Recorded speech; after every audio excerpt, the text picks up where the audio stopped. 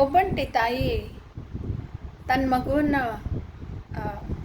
ತನ್ನ ಕುಟುಂಬದ ಸಹಾಯದಿಂದ ಬೆಳೆಸ್ತಾ ಇರುವಾಗ ಮಕ್ಕಳಲ್ಲಿ ಹಲವಾರು ತೊಂದರೆಗಳು ಕಾಣಿಸ್ತಾ ಇರ್ತವೆ.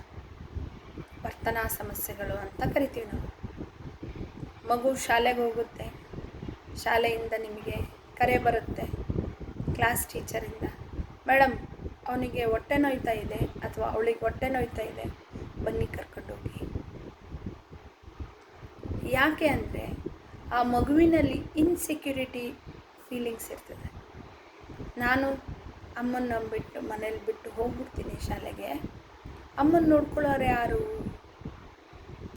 ಅನ್ನೋ ಅಂಥ ಫೀಲಿಂಗಿಂದನೇ ಬೆಳಗ್ಗೆ ಎದ್ದು ಶಾಲೆಗೆ ಹೋಗೋದ್ರಿಂದ ಶಾಲೆಯಲ್ಲೂ ಕೂಡ ಆ ಮಗು ಇರಲಿಕ್ಕಾಗಲ್ಲ. ವಾಪಸ್ ಹೇಗಾದರೂ ಮಾಡಿ ಮನೆಗೆ ಬಂದುಬಿಡಬೇಕು ಅನ್ನೋ ಕಾರಣದಿಂದ ಆ ಮಗು ತನ್ನದೇ ಆದ ಕೆಲವಾರು ಟ್ರಿಕ್ಸ್ಗಳನ್ನು ಅಳವಡಿಸ್ತಾ ಹೋಗ್ತದೆ.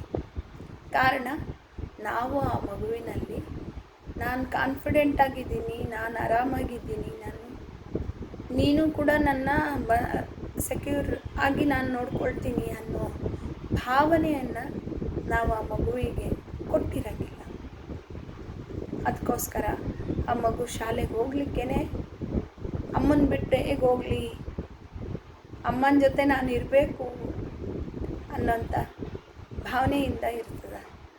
ಅದಕ್ಕೋಸ್ಕರ ಆ ಮಗು ಶಾಲೆಗೆ ಹೋದ ತಕ್ಷಣ ಏನಾದರೂ ಒಂದು ತೊಂದರೆ ಆಗ್ತಿರ್ತದೆ. ಅದಕ್ಕೆ ಯಾವುದೇ ಹೆಲ್ತ್ ಇಶ್ಯೂಸ್ ಇರೋಂಗಿಲ್ಲ, ಕೇವಲ ಅದು ಮಾನಸಿಕ ಅನಾರೋಗ್ಯ. ಇಂತಹ ಹಲವಾರು ಸಮಸ್ಯೆಗಳಿಗೆ ನಾನು ಪರಿಹಾರಗಳನ್ನ ಕೊಡ್ತೀನಿ. ತಾವು ಈ ಗ್ರೂಪಿಗೆ ಜಾಯ್ನ್ ಆಗಿ ಸಿಗೋಣ ಎಲ್ಲರೂ. ಧನ್ಯವಾದಗಳು.